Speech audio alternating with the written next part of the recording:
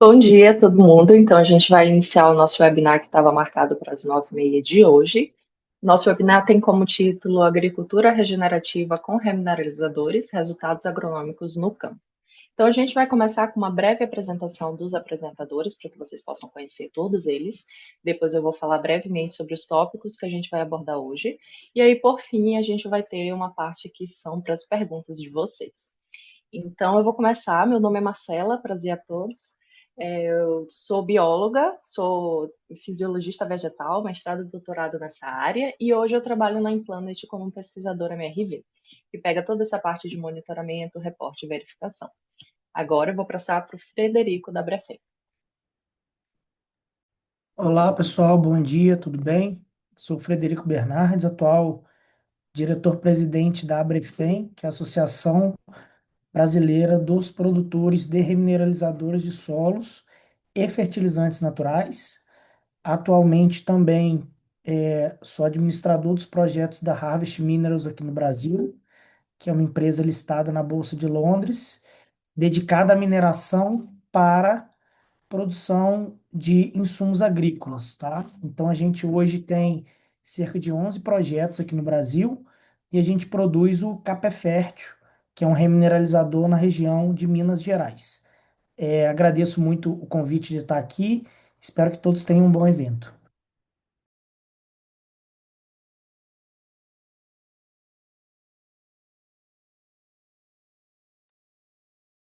Carlos, pode falar. Por favor.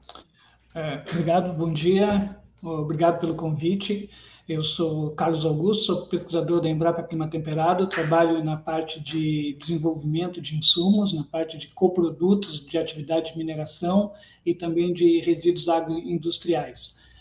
Já tenho quase 20 anos que eu trabalho nesse tema e vou falar hoje aqui um pouquinho sobre legislação de remineralizadores. Obrigada, Luiz, por favor. Bom dia a todos. Primeiramente, obrigado pelo convite também, né? Por estar participando com vocês. Então, eu sou coordenador aqui do grupo da Fazenda São José, né? E então nós começamos o trabalho aí com o pessoal da Implant e estamos juntos, tá? A gente está otimista, né? No material que a gente vem aplicando e é isso aí. A gente começou aí com 1.000 hectares, no primeiro projeto, né? Então a gente tem uma parceria muito bacana com eles, hein? É isso aí, gente. Muito obrigada. Denis, por favor. Oi, Marcela, bom dia a todos, obrigado pelo convite. Eu trabalho no time da ciência da Implanet e sou responsável pelo cálculo das emissões de todos os nossos projetos e também pelo processo de verificação, validação e certificação dos nossos projetos. Perfeito. Obrigada, Gabriela. Bom dia, pessoal. Obrigada pelo convite. Eu trabalho aqui na parte de relacionamento agrícola com os produtores. Então, eu faço a interface entre todo o nosso projeto e a nossa ponta, né? Seja aí produtor, consultor, cooperativa. E a gente organiza todo esse projeto para que ele aconteça no campo. Ótimo. Maíra? Bom dia a todos, sejam bem-vindos ao nosso webinar. Meu nome é Maíra, eu sou engenheira agrônoma, tenho mestrado e doutorado em solos e nutrição de plantas e atuo na Implanet há quase 3 anos. Atualmente eu ocupo o cargo de líder de pesquisa e desenvolvimento agronômico e sou responsável por ajudar na compreensão dos benefícios agronômicos do uso dos remineralizadores que a gente tem trabalhado em campo. Muito obrigada. Então, agora a gente vai começar oficialmente o nosso webinar, depois das apresentações. Aqui estão todos os tópicos que serão abordados hoje. Vocês vão ver que é um webinar relativamente curto, tem aí entre 1h30, 2 horas no máximo, se alguma coisa atrasar. E a gente começou com essas boas-vindas, depois a gente vai falar um pouquinho sobre o panorama técnico, com a apresentação do Carlos e do Frederico. Depois a gente vai passar para a parte do carbono, que vai ser apresentado pelo Denis. Depois a gente vai falar dos co-benefícios, que são esses resultados agronômicos em campo, apresentado pela Maíra. Depois a gente vai falar um pouquinho sobre aplicação prática, manejo, elegibilidade, toda essa parte operacional apresentada pela Gabriela. E, por fim, a gente vai fechar com o depoimento de um dos produtores parceiros que a gente tem hoje em dia, que é o Luiz Murbach, que é gerente da Fazenda São José. Por fim, a gente vai terminar com as perguntas e respostas que vocês forem enviando. Não deixem para enviar só no final, então, sempre que vocês verem alguma coisa curiosa, tiverem alguma dúvida, podem ir adicionando as perguntas de vocês. Aqui na barra do Zoom, embaixo, tem uma seção que é Q&A. É só clicar lá e enviar a pergunta que vocês tiverem. Não importa o grau de complexidade, a gente vai ter o prazer em responder elas. Não se preocupem mesmo que o webinar termine sem responder todas as perguntas. No final, a gente vai enviar essas perguntas para todos os palestrantes, eles vão responder vocês individualmente. Então, não deixem de perguntar, tá? O primeiro tópico que a gente vai ter hoje é o panorama técnico e regulatório apresentado pelo Carlos, pesquisador da Embrapa Clima Temperado. É um tópico bem interessante que vai abordar aí essa diferença entre fertilizante e remineralizador. O que é um remineralizador de fato? Toda essa parte técnica, regulatório, se tem lei que rege isso, se não tem, se é regulamentado, se não é. E toda essa parte o Carlos vai falar. Então, aproveitem as palestras que vamos ter hoje, todas serão muito interessantes, e não deixem de deixar suas perguntas. Carlos, quando quiser, fique à vontade. Obrigado, Marcela. Podemos começar, então.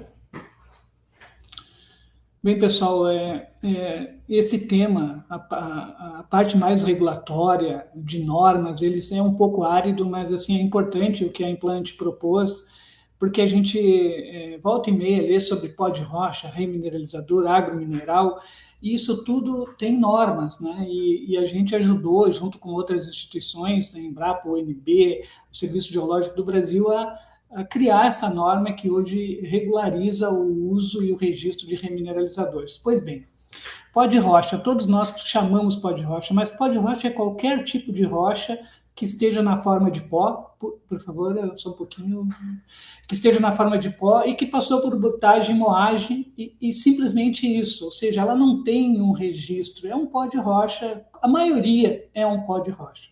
Mas aí eles vão, à medida que for atendendo legislações vigentes, eles podem chegar a ser remineralizadores. Agrominerais é outro termo também que a gente usa e que se vê na literatura. Todos os materiais, geralmente, eles têm silicatos, né? Então, a exceção dos calcários, que tem pouco silicato, mas os fosfatos e os remineralizadores também são agrominerais silicáticos, mas eles não têm uma norma específica dentro da legislação. Já os remineralizadores, eles têm, a partir da mudança da Lei 12.890, se passou a incluir os remineralizadores como um insumo agrícola. E essa foi uma mudança muito importante que aconteceu em 2013, para que depois, em 2016, fosse criada a instrução normativa relativa aos remineralizadores, que nós já vamos chegar. Os fertilizantes convencionais, o que são os fertilizantes? Aí vem a grande diferença em relação a todos os outros três tipos que nós comentamos. Geralmente, eles são sais ou ácidos de elevada solubilidade e concentração de nutrientes. Basicamente, podem ser de um elemento, no caso da ureia, né, só tem nitrogênio, pode ter ureia e fosfato, ureia e potássio, e pode ter os três. Mas, geralmente, eles são sais ou ácidos de elevada concentração e solubilidade. Então, isso é importante para a gente definir isso nesse momento, porque depois a metodologia de avaliação vai ser bem distinta. Pode passar, Marcelo?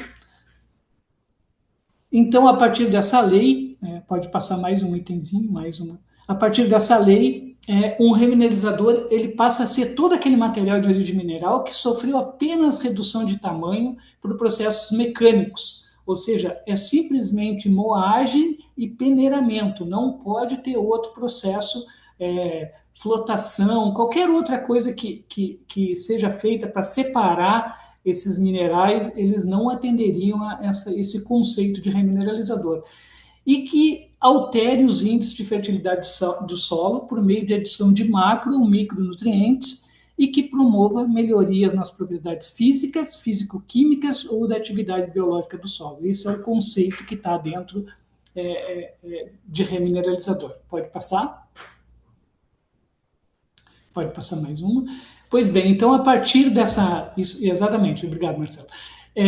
A partir daí, quando essa instrução normativa número 5, de 10 de março de 2016, passa a valer e inclui os remineralizadores como um tipo de insumo destinado à agricultura, junto com isso vem as especificações, o que eles devem ter, o que um remineralizador, além de ser passar unicamente por moagem e separação e peneiramento, o que ele deve ter? Ele deve ter uma soma de bases, que é os óxidos de cálcio, magnésio e potássio, igual ou superior a 9%. Que o teor de óxido de potássio mínimo deve ser de 1%, e que a sílica livre, ou seja, o quartzo, ele não pode ser superior a 25%. Então, essas são três condições essenciais que a instrução normativa prega para as garantias nutricionais. E também, em relação aos elementos potencialmente tóxicos, tem limites máximos para arsênio, cádmio, mercúrio e chumbo. Então, a maioria, eu diria que 95% das rochas que nós avaliamos, elas se enquadram dentro dessas condicionantes. Pode passar, Marcela? E aqui é como está montado um fluxograma para avaliar, pode passar, Marcela, um toquezinho, como que nós saímos de um pó de rocha, que na verdade, então, todos são pós de rocha, até chegar lá no final como um remineralizador e atender a instrução normativa número 5. Então, ele tem que atender a soma de 9% das somas de bases. Se ele atendeu, ele tem que atender depois o 1% da soma de óxido de potássio. Ele tem que ficar abaixo dos 25% de quartzo livre. Caso não atenda qualquer uma dessas exigências, o material está excluído. Excluído como remineralizador, não quer dizer que ele seja excluído de qualquer outra categoria possível. Porque existem casos que essas normas, essas exigências não são atendidas, mas a rocha é registrada em uma categoria como fertilizante mineral simples ou como condicionador de solos. Mas, então, esse é o fluxograma que está. E, novamente, a questão dos elementos potencialmente tóxicos. Se algum desses estiver acima desses limites, ele é excluído. Mais um, Marcela? Então, essa é a primeira faixa, a primeira etapa é das garantias. O que um determinado produto, simplesmente moído e peneirado, ele tem que atender. E a segunda, que assim, essa primeira das caracterizações, e a segunda é da avaliação agronômica, mais uma, Marcela, por favor, avaliação agronômica. Então, tem um protocolo agronômico específico para tratar desse tipo de produto. Já que eles não são sais, eles não são ácidos, como que nós avaliamos adequadamente esse tipo de produto em relação à sua eficiência agronômica? E ele tem que ser eficiente agronomicamente, além de atender as caracterizações, para que ele possa, mais um toque, Marcela, para que ele possa ter o seu registro como remineralizador de solos. Acho que mais um, falo na linha do tempo. Aí, na linha do tempo, a gente tem para as caracterizações aí, até 12 meses se faria essas caracterizações em laboratórios acreditados. Depois, a gente faria mais 12 meses a 24 meses, de 1 a 2 anos, para fazer essa avaliação agronômica e obter esse registro no Ministério da Agricultura. Pode passar? Então, como acessar o registro de um remineralizador no site do MAPA? Essas informações elas estão disponíveis, mas não estão tão fáceis de acessar. Então, é a partir do CIPAgro, né, Sistema Integrado de Produtos e Estabelecimentos Agropecuários, que a gente consegue chegar, e hoje a gente tem 87 produtos, né, pelo menos no dia que eu fiz essa pesquisa, tem 87 produtos registrados no Brasil, na categoria de remineralizador de solos. A apresentação, eu acredito que todos os inscritos terão acesso, e tem o link aqui em cima, o link de como vocês podem fazer essa pesquisa. Mas hoje, no momento atual, não sei se o Frederico tem essa informação mais atualizada, mas dentro do site do MAPA são 87 produtos registrados. Pode passar? E aqui também tem pode passar mais um, Marcelo? Aqui, a gente, como nós falamos da avaliação agronômica, nós propusemos também uma equipe, que tem várias instituições junto, o FIPEL, o Embrapa, Embrapa Cerrados, o UNB, vários colegas, a gente propôs uma metodologia para fazer a avaliação agronômica desse tipo de produto. Quem tiver interesse também, o link está ali, pode acessar, mas a principal diferença em relação aos fertilizantes convencionais são os cultivos sucessivos e o tempo de avaliação, que não pode se avaliar um produto como esse em 30, 40 ou 50 dias. Ou seja, nós precisamos de mais tempo e precisamos sair um pouco da avaliação do que é totalmente solúvel, sob o risco de nós não conseguirmos obter respostas adequadas para um produto que é de liberação gradual e que não tem concentração elevada de nutrientes. Pode passar, Marcela? Então, para o registro, de acordo com a IN número 5, nós temos que apresentar os testes agronômicos ou trabalhos de pesquisa, feito por instituições oficiais, podem ser públicas, também podem ser privadas, desde que credenciadas no mapa, e que utilizem plantas obrigatoriamente em casa de vegetação ou no campo. A maioria dos trabalhos que deram registro, dos produtos que tiveram registro, a maioria dos trabalhos foi feito em casa de vegetação. Mas esses estudos eles podem ser complementados com testes de incubação ou também em colunas de lixiviação, para que se possa atestar de forma conclusiva que o produto se presta a esse fim. Então, é isso aí. Pode passar, Marcelo, aqui um outro detalhe sobre o produto novo, mas não vou falar. Em relação à fiscalização, teor mínimo de nutrientes, granulometria e limites de elementos potencialmente tóxicos, eu já falei, então, para arsênio, cádmio, mercúrio e chumbo, 15 ppm, 10 ppm, 0,1 ppm e 200 ppm. Eu diria que 90% das rochas com potencial de registro como remineralizador atendem esses limitantes. Em relação às tolerâncias também, a gente não pode usar essa faixa de 10% até 10% para mais ou para menos. Na verdade, o mapa, quando fiscaliza um lote de um produto, ele quer que aqueles valores informados pelos produtores, pelos estabelecimentos, eles estejam dentro dessa faixa, mas elas não podem usar os 10% como, digamos, no caso do arsênio, se tivesse 15 ppm, encontrar 16,5 no lote, em vários lotes. Não, na verdade, tem que estar abaixo desses valores e não obedecer essas margens aqui que são das tolerâncias. Ou seja, para qualquer tipo de produto registrado no Ministério da Agricultura, sejam eles calcários, remineralizadores, fertilizantes, esses capítulos que falam sobre tolerância, sobre garantias, sobre as granulometrias, eles devem ser muito, muito bem respeitados, sobre pena de haver punição para o estabelecimento produtor. Pode passar.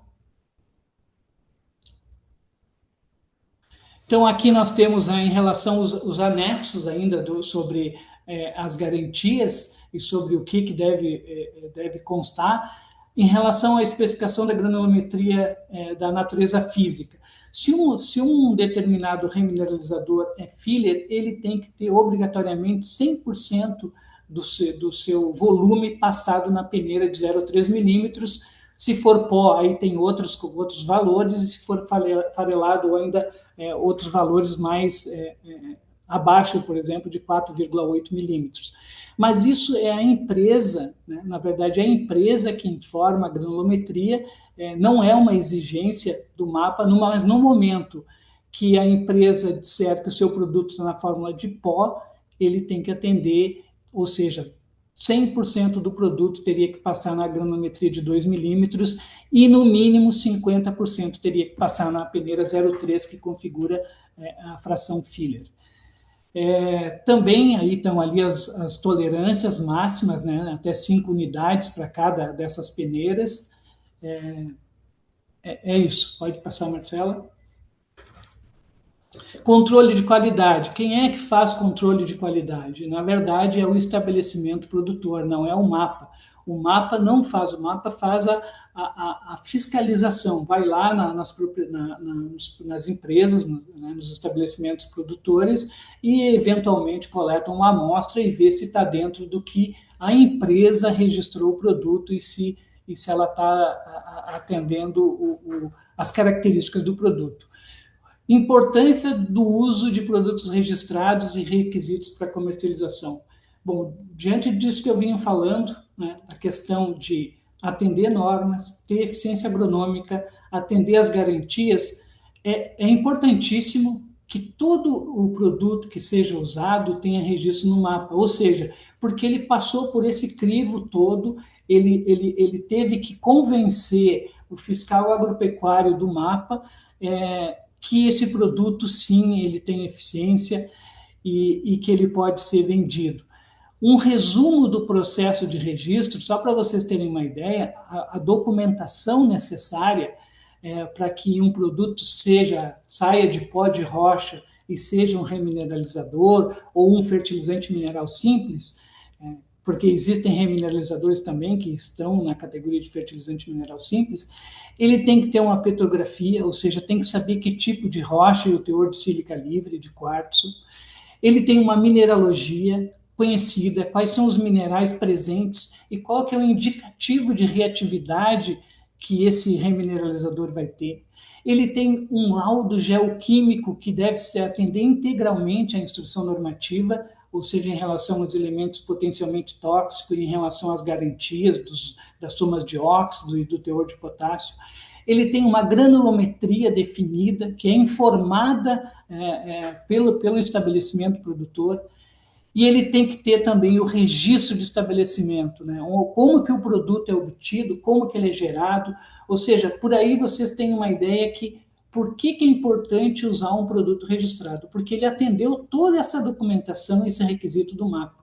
E, finalmente, ele vai ter que ser acompanhada, toda essa documentação vai ter que ser acompanhada de um relatório técnico-científico conclusivo que diz no que esse remineralizador interferiu, seja no solo, seja na planta. Então, por aí vocês têm uma ideia que os requisitos para comercialização é aquela faixa que eu falei, que vai desde 1 ano até, no máximo, 3 anos. É possível obter registro antes? É possível, desde que a empresa, a instituição de fazer pesquisa esteja bem organizada, mas eu diria assim que não menos de 1 ano e também, no máximo, 3 anos. E claro que nós temos que adotar um protocolo, né, que seja específico, que seja condizente com a natureza desse tipo de produto. Se nós formos comparar um pó de rocha, um agromineral silicático, um remineralizador com um sal ou com um ácido, em 40 dias nós não vamos ver resposta nenhuma. Acho que era isso, Marcela. Obrigado pelo convite. Eu vou continuar aqui. Muito obrigada, Carlos. Excelente palestra para a gente entender um pouquinho sobre esses tantos detalhes, que foram só 15 minutos falando sobre isso, e com certeza tem muito mais a ser dito sobre. E muito obrigada. Se alguém tiver alguma pergunta, é só ir adicionando ali no QIA, tá? Agora a gente vai para o segundo tópico, que é sobre o mercado. Essa parte também é bem interessante. O Frederico vai abordar um pouquinho a diferença de agricultura regenerativa com a agricultura convencional. Vai falar também sobre o mercado dos remineralizadores, a comercialização e tudo mais. Então não deixem de perguntar caso tenham interesse, que é bem interessante. Frederico, quando quiser. Obrigado, Marcela. Pessoal, então, agradecer mais uma vez o convite. Eu acho que vai ser bastante importante a gente falar um pouco sobre essa questão da parte de mercado, mas também da parte de legislação que faz essa interface. Pode passar, por favor, Marcelo. Então, só fazendo a transição aí da apresentação do Augusto, Carlos Augusto, da Embrapa, para a minha apresentação sobre o mercado, como ele bem comentou aí, essa questão da regulamentação é extremamente importante. Eu tenho um mote que a gente vem utilizando na Abrefem aí desde 2016, 2017, e vem sendo bem disseminado aí, que é o seguinte: todo remineralizador é um pó de rocha, mas nem todo pó de rocha é um remineralizador. Então, quando às vezes eu vejo, estamos utilizando um pó de rocha aqui, não, você não está utilizando um pó de rocha, você está utilizando um remineralizador, um fertilizante mineral simples, como o Carlos bem mencionou, né? Porque o pó de rocha, se ele não tem registro, ele não deve ser utilizado na agricultura. A gente precisa ter toda essa parte legal para a gente ter a segurança mínima de estar utilizando esse produto na agricultura. Aqui, falando um pouco dessa parte de regulamentação, a gente traz que teve os decretos, as sanções, enfim, e a instrução normativa, principalmente, como o Carlos comentou, né? E de 2024 para cá, a gente vem discutindo e estudando junto com as entidades possíveis melhorias na instrução normativa, né? E aí eu trago uma possibilidade que a gente vem discutindo há bastante tempo, que é a separação e a classificação desses remineralizadores, né? Em alguns tipos de remineralizadores. Os remineralizadores hoje eles são uma categoria de produtos, mas cada um, como a rocha de origem é um material diferente, eles também têm potenciais agronômicos diferentes. Então, quando a gente fala de um basalto, um serpentinito, um camafugito, são rochas completamente diferentes e com potencial agronômico diferente. E como também o caminho que a gente vai seguir é falar sobre a parte de carbono, o potencial de sequestro de carbono dessas rochas também é diferente. Eu acredito que vocês vão estar falando um pouquinho mais detalhadamente mais à frente sobre isso, tá? Então, essa é a parte inicial. E, extremamente importante, como também foi comentado, a questão dos limites máximos de elementos potencialmente tóxicos, eficiência agronômica, tudo isso vem com bastante importância quando a gente fala no mercado dos remineralizadores. Pode passar, por favor. Entrando mais no tema, né, da diferença da agricultura convencional para a agricultura regenerativa, né, a gente vem vendo ao longo dos últimos anos que a agricultura convencional ela vem com alguns problemas, né? Foi extremamente importante a parte, o descobrimento da parte de nutrição, que as plantas bem nutridas, a utilização dos fertilizantes vem trazer, melhorar o desempenho das plantas, aumentando produtividade, etc. Só que a gente vê que esse sistema ele já está gerando alguns problemas, e dentre alguns problemas deles a gente vai falar aqui. Então a gente vê um grande equilíbrio e desequilíbrio no sistema, causando baixa resiliência da produtividade agrícola, né? E com isso a gente vem vendo nos últimos anos um aumento do custo de produção e um aumento também do risco, tá? Gerando menos autonomia. Então, a agricultura regenerativa, que vem utilizando como base os remineralizadores, os fertilizantes naturais, mas também os insumos biológicos em associação, eles vêm exatamente para complementar e trazer mais resiliência a esse sistema. Pode passar.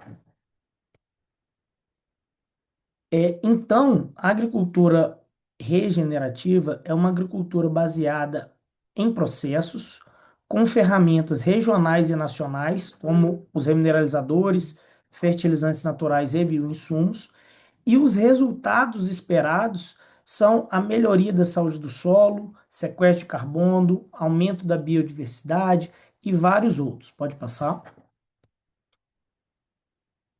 Então, o Brasil ele possui uma longa história, né, de práticas agrícolas sustentáveis. Antes mesmo do termo agricultura regenerativa, antes desse termo se tornar popular, o país, a gente já adotava algumas técnicas, algumas ferramentas que são ferramentas da agricultura regenerativas, tais como plantio direto, cultivo mínimo e algumas outras práticas. E essas práticas são práticas da agricultura do modelo tropical, né? Essas práticas são enraizadas na agricultura brasileira. A agricultura brasileira, em grande parte, ela é pioneira na utilização dessas práticas e desses insumos, Trazendo isso para os remineralizadores, a gente tem alguns outros países também que trazem essa tecnologia dos remineralizadores com outro nome, às vezes, não com o nome de remineralizadores, mas o Brasil está alguns passos à frente. Hoje, a gente é a referência mundial quando a gente fala da utilização de remineralizadores, e com certeza a gente vai ser um celeiro quando a gente fala dessa parte de sequestro de carbono através do intemperismo acelerado de rochas, tá? Pode passar. E aqui eu trago um exemplo prático, né, do manejo tradicional e do manejo regenerativo, utilizando tanto remineralizadores, fertilizantes naturais e insumos biológicos, bem como algumas outras boas práticas, né? Plantio direto, utilização de compostagem, que é a reutilização de insumos orgânicos da própria fazenda para se transformar em um fertilizante para retornar para a lavoura. Então, esse gráfico é de um gráfico de produção de uma fazenda bem conhecida lá no Goiás. O gráfico foi cedido pelo GAAS, que é o Grupo Associado de Agricultura Sustentável, da fazenda do Cruvinel. Então, a gente vê que até 2016, 2017, a gente teve um manejo convencional, era um manejo lucrativo, um bom manejo, mas quando a gente vê ao longo da linha do tempo, quando ele iniciou o manejo regenerativo biológico com a utilização desses insumos, ele começou a melhorar a margem. A gente chama de boca do jacaré. A gente teve uma abertura da boca do jacaré aqui na frente, né? Então, o que a gente pode observar aqui é que nos primeiros anos a gente não teve grandes aumentos de produtividade, grandes incrementos em produtividade, mas a gente teve sim uma significativa redução de custos, tá? Ano passado, quando a gente esteve em Nova York em alguns eventos sobre clima e falando do papel do agro nessa questão do clima, eu escutei um termo que eu meio que traduzi para o português e eu uso ele sempre agora, né? Que é o seguinte: não adianta a gente falar em agricultura verde se o bolso do produtor tá no vermelho, tá? Então, assim, quando a gente fala de resiliência, resiliência de planta, resiliência disso, daquilo, eu acho que a gente tem que falar primeiro da resiliência do próprio produtor rural, da capacidade que ele tem de passar por adversidades. Algumas coisas a gente tem controle, outras não. Então, o que a gente tem controle, o que a gente pode trabalhar, que é a utilização de remineralizadores, utilização de fertilizantes naturais, utilização de bioinsumos, a gente deve fazer. Porque outras coisas que estão fora do nosso controle, a gente não tem o que fazer. Por exemplo, problemas climáticos. Há 2 anos atrás, aqui na região de Minas Gerais e parte de São Paulo, a gente teve uma forte geada e chuva de granizo, enfim. E isso levou alguns produtores a perderem grande parte da lavoura. Então, se ele não tem uma resiliência financeira para no ano seguinte ele voltar a replantar essa lavoura e dar continuidade nisso, acabou, né? E a utilização desses insumos ajuda nessa parte dessa resiliência. Pode passar. Nesse slide, é o mesmo slide anterior, só que a gente tem essa curvinha vermelha. O que é essa curvinha vermelha aí? Essa curva vermelha, ela é exatamente o custo tradicional se tivesse continuado na agricultura tradicional. E a gente vê realmente aí de forma objetiva e com números o esgotamento do sistema convencional. Então, a gente vê que além dessa distância entre a curva vermelha e a azul ser bem menor do que a azul e a verde, a gente vê que quando a gente chegou em 2022, a gente teve uma inversão dessa curva. Ou seja, em 2022, a conta não fechou para o produtor rural, não fecharia, né? Então, ali ele teria prejuízo. Será que com esse prejuízo de 2022, safra 22, 23, ele conseguiria plantar 23, 24? Ou ele estaria endividado? E eu trago essa reflexão hoje, fazendo um paralelo ao que a gente vive no modelo atual. A gente está falando ali safra 23, 24. 23, 24 a gente iniciou uma crise que estourou agora há pouco tempo. Que crise que é essa? É uma crise do mercado financeiro para o agro. Então a gente vê uma quantidade muito grande de recuperação judicial sendo aberta, né? Milionárias, bilionárias em alguns casos. A gente viu recentemente a RJ da Raizen, né? E isso está tudo associado, né? Então, se a gente tivesse um modelo mais resiliente, não estou dizendo que a gente não estaria nessa crise de hoje, porque tem muitas outras coisas envolvidas, questões geopolíticas e tudo mais, mas era um fator, com certeza, que está na nossa mão e que a gente poderia estar atenuando esse problema, tá? Pode passar. Vou dar uma aceleradinha aqui. Então, quando a gente fala do mercado de remineralizadores em relação à questão dos registros, né, como o Augusto bem comentou, hoje a gente tem 87 registros, né, mas até 2025 a gente tinha 80 produtos registrados. A gente tem aqui o aumento de produtos ano a ano, então em 2021 a gente teve 20 produtos registrados, 2022, 21 produtos registrados, 2023, novos registros, né? Até a gente chegar a esse volume que a gente tem hoje de 87 registros. Não são os 87 produtos que participam de forma muito forte no mercado, alguns produtos ainda são muito novos. A gente faz esse levantamento todos os anos, mas são números já bastante expressivos. Pode passar. Então a gente vê que de 2029 a 2023, a gente teve, até 2022, na verdade, a gente praticamente dobrou o tamanho do mercado, né? Então a gente saiu ali de quase 1 milhão de toneladas para 3 milhões, mais de 3 milhões de toneladas em 2022, somente em 2022. A gente estima que cerca de 10% da área agrícola do país já utilizou ou utiliza os remineralizadores, tá? Só que de 2022 para 2023 a gente consegue enxergar ali uma queda significativa, né, nesse número comercializado. E isso se reflete também em 2024, uma manutenção dessa queda, não uma redução maior, mas uma manutenção dessa queda. E isso está diretamente atrelado a essa questão anteriormente que eu estava falando, né? As questões geopolíticas, questão de resiliência do produtor rural.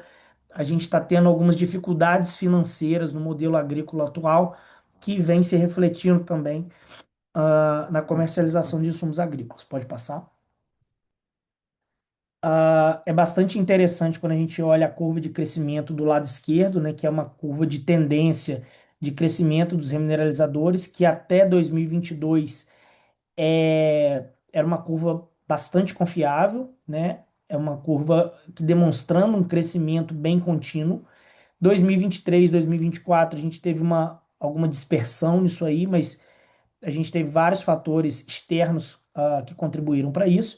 E do lado direito eu trago também que é um gráfico que a gente montou com algumas metas do Plano Nacional de Fertilizantes, que contempla os remineralizadores e os bioinsumos, né? E é o primeiro documento do governo federal que já também atrela metas de sequestro de carbono, tá? Através da utilização dos remineralizadores. Então, a partir de 2040, a gente já tem que provar sequestro de carbono, né? Então, a gente tem esse período aí para trabalhar o que a gente vem fazendo hoje, né? Trabalhando tanto pesquisa, como a gente já teve vários projetos certificados, inclusive o primeiro foi certificado pela Implanet. Então, a gente tem a oportunidade significativa de estar trabalhando essa questão do sequestro de carbono também. Pode passar. Alguns pontos de destaque para a utilização dos remineralizadores e fertilizantes naturais é uma mineração limpa, é uma mineração sem rejeito, é uma mineração sem barragem, está extremamente alinhado às ODS, né, de desenvolvimento sustentável da ONU, os objetivos, ESG, potencial sequestro de carbono, aproveitamento de materiais que muitas vezes eram passivos naquele momento e passam a se tornar ativos, mercado regulado, se desenvolvendo de maneira relativamente rápida, uma oportunidade de aproximação com a sociedade através do agro. A questão de soberania nacional também é extremamente importante. A gente sabe da nossa dependência do mercado internacional quando a gente fala de fertilizantes, não dizendo que os remineralizadores substituem os fertilizantes, mas a gente tem uma complementariedade, uma substituição parcial que é muito significativa, melhoria do desempenho dos fertilizantes convencionais através da utilização dos remineralizadores, tá? E a gente também pesquisa agora falando sobre a densidade nutricional dos alimentos, né? Através da utilização de produtos naturais como os remineralizadores e fertilizantes naturais. Pode passar. Algumas ações futuras, né? Uns destaques de ações futuras são desenvolvimentos de políticas públicas que a Abrefem vem trabalhando junto com algumas outras entidades e grupos de trabalho que a gente montou recentemente, incentivos e disseminação da tecnologia, né? A questão do crédito de carbono, algumas outras questões como RenovaBio, o NCM específico para os remineralizadores, taxonomia e pesquisa e desenvolvimento agronômico alinhados às metas do Plano Nacional de Fertilizante. E aí, só para fechar minha fala, daqui a pouco eu vou colocar no chat para todo mundo aqui, mas eu convido vocês a conhecerem um pouco mais da Abrefem. A gente tem uma revista digital chamada Revista Novo Solo.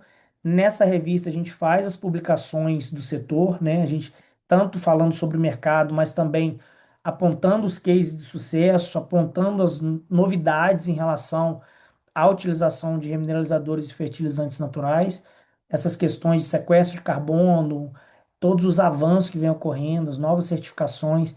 Então é uma coisa bem interessante vocês conhecerem e caso tenham interesse também buscar, através do nosso contato, mais informações para saber como se associar, como estar junto, como receber as notícias, tá bom?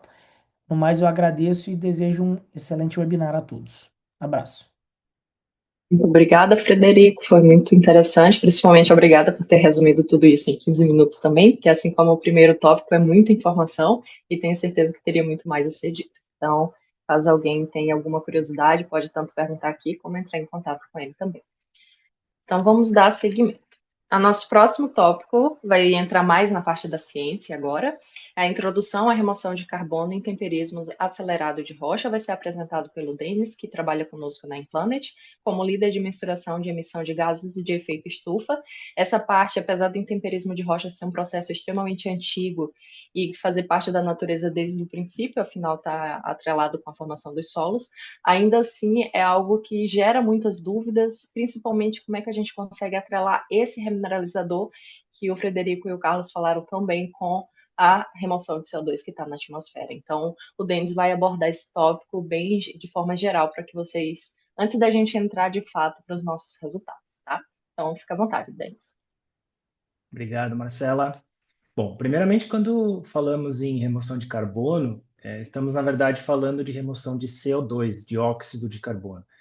São termos geralmente usados como sinônimos, mas tecnicamente diferentes. Então, carbono é o elemento químico e CO2, ou dióxido de carbono, é o gás de efeito estufa formado quando esse carbono se combina com oxigênio, né? Então, é sobre o CO2 que falo aqui hoje, tá?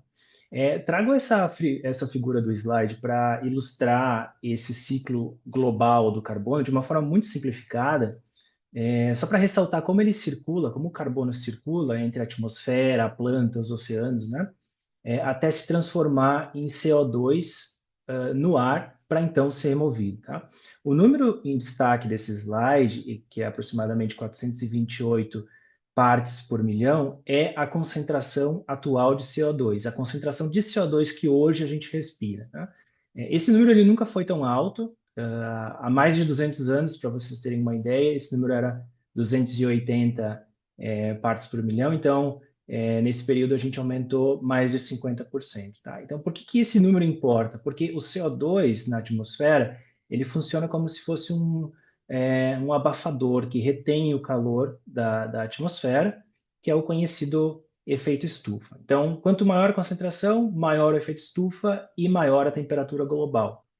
No setor agropecuário, já se fala em torno de 6% de redução no rendimento da soja para cada aumento de 1% na temperatura global. E é para diminuir essa concentração de CO2 na atmosfera que surgiu o termo remoção de carbono, né? Pode passar, Marcelo, por favor. Eu trago esse gráfico do painel intergovernamental sobre mudança do clima só para mostrar como os diferentes caminhos do clima estão projetados até 2100, que estão relacionadas com a quantidade de emissões de gases de efeito estufa. Tá? Essa linha no topo, essa linha vermelha, é o que aconteceria se nós continuarmos com as atuais políticas, tá? Basicamente, as emissões não reduzem e as temperaturas tendem a subir também. A linha vermelha desculpa, a linha azul e verde são os dois cenários projetados se a gente quiser limitar o aquecimento global a 1,5 graus e 2 graus centígrados, respectivamente, tá? Então, notem que em ambos esses casos em que a gente pretende limitar o aquecimento global, as emissões elas precisam chegar a zero. Então, a gente precisa remover mais CO2 da atmosfera do que a gente está emitindo, tá? Só para vocês terem uma ideia do desafio que a gente tem pela frente, a gente estima-se que a gente precise remover entre 6 e 10 bilhões de toneladas de CO2 por ano até 2050 para manter essas metas de temperatura. Hoje, todas as tecnologias, que eu vou falar logo em seguida, conseguem remover em torno de 2 bilhões de toneladas de CO2. Tá? Então, esse gap, ele, na verdade, nos mostra um grande desafio, mas, ao mesmo tempo, uma oportunidade gigantesca para remover CO2. Tá? Pode passar, Marcelo, por favor. Esse infográfico que eu trago, ele é somente para ilustrar onde o intemperismo de rochas está inserido. Tá? Então, aqui existem várias tecnologias ou várias formas, né, de remover o CO2 da atmosfera. Então, você pode ver que desde o reflorestamento, algo muito simples, até máquinas, literalmente máquinas, que fazem a captura direta do ar, filtram o CO2 e fazem a estocagem do CO2 de forma geológica. Tá? Cada uma tem uma vantagem, uma limitação, todas elas são relacionadas com o custo, a escala e a permanência também. Né? Então, por exemplo, a captura de ar, que eu mencionei usando máquinas, por exemplo, ela é muito precisa e tem uma remoção permanente, que a gente chama, né? Mas ela é muito cara. O reflorestamento, por outro lado, ele é mais barato, mas ele também tem um risco elevado de reversão, ou seja, a gente corre o risco de, por exemplo, aumentar o desmatamento por causa da mudança em políticas públicas ou até mesmo incêndios, né, em florestas. Né? E o intemperismo, então, de rochas, que é o tema da nossa conversa de hoje, como é que ele funciona? Né? Marcelo, pode passar, por favor.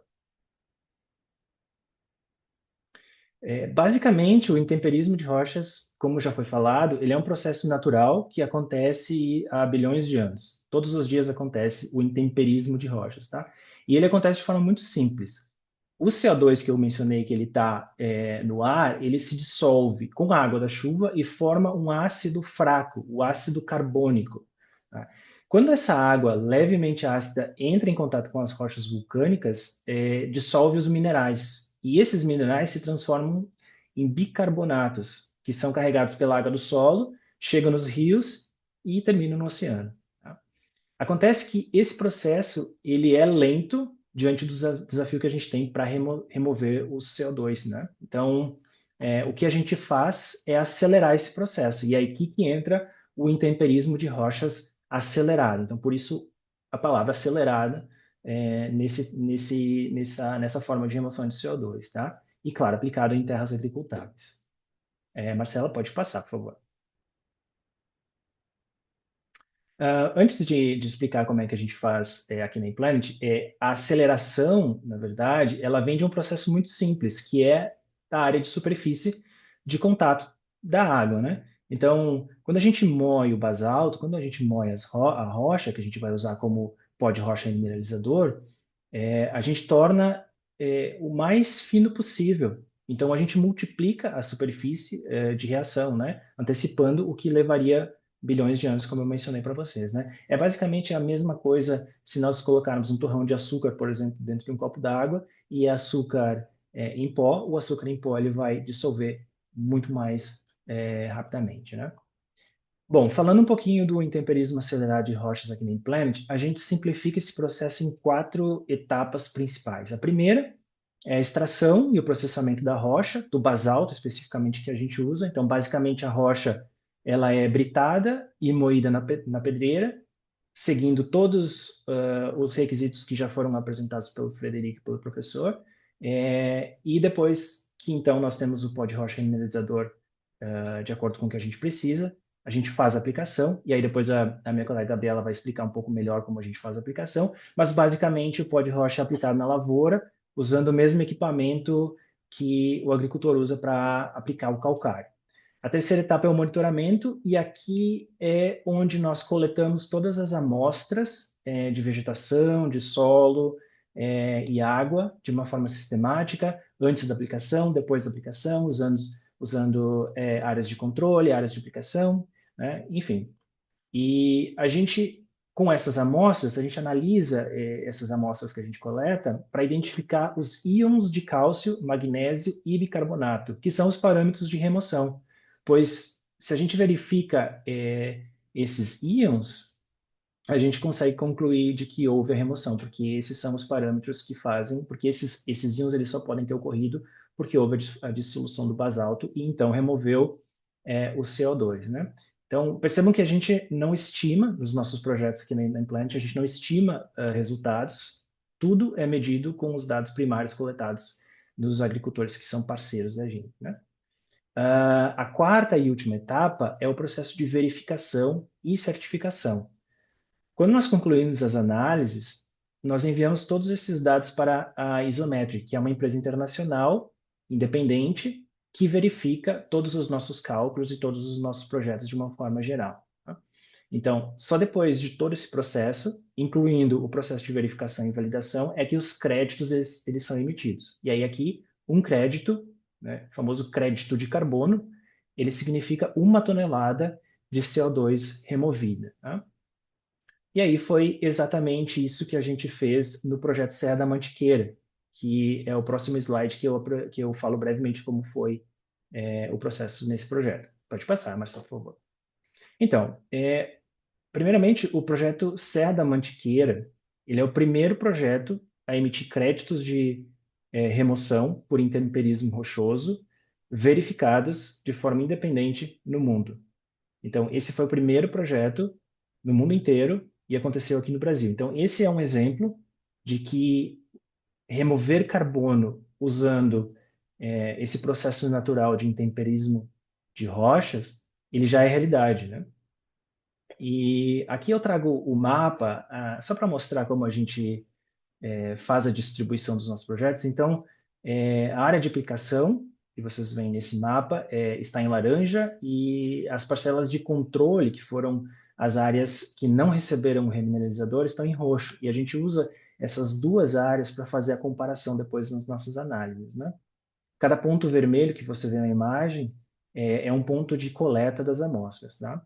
Então, no primeiro ano, de maio a setembro de 2023, a gente aplicou 10 toneladas de basalto por hectare, nesse caso específico, tá? Essa taxa ela pode variar, e isso depende muito da situação.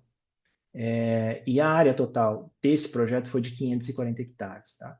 Importante dizer que o pó de rocha mineralizador, sempre, em todos os casos, em todos os nossos projetos, eles são certificados. A gente usa todos o material validado pelo Ministério da Agricultura, como o professor iniciou a palestra, tá?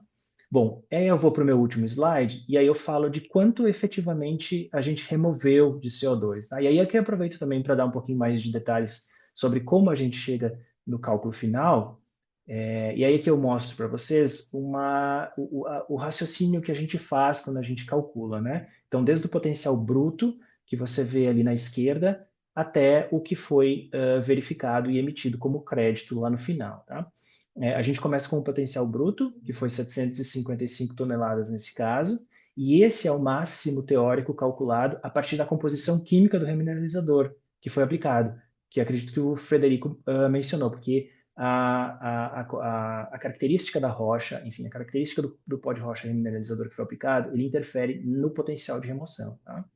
Então, depois seguem para as deduções que a gente faz. A primeira é porque existe uma perda pelos ácidos fortes não carbônicos que estão no solo. Então, existem outros ácidos que estão ali que vão dissolver o CO2 e que acabam não indo para o oceano. Então, essa fração não conta no nosso cálculo. Depois, a gente exclui também a fração de CO2 que foi absorvido pela planta. Nesse caso, foi de 161 toneladas.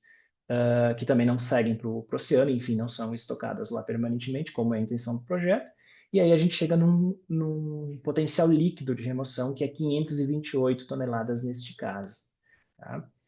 Além, quando chegamos nessa remoção química, fazemos mais duas remoções, que são as perdas fluviais e as perdas marinhas, que a gente chama, que é o caminho que leva até chegar no oceano. E aí, por fim, reduzimos todas as emissões operacionais, que são referentes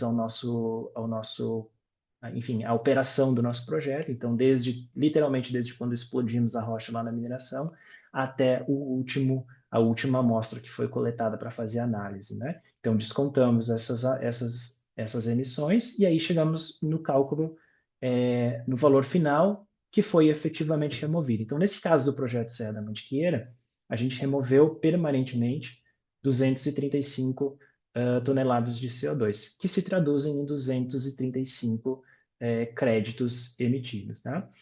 Todos esses dados eles estão online, com muito mais detalhes. Vocês podem acessar todos esses números e muito mais informações na plataforma da Isometric, que foi a empresa que verificou e certificou esse projeto. Tá?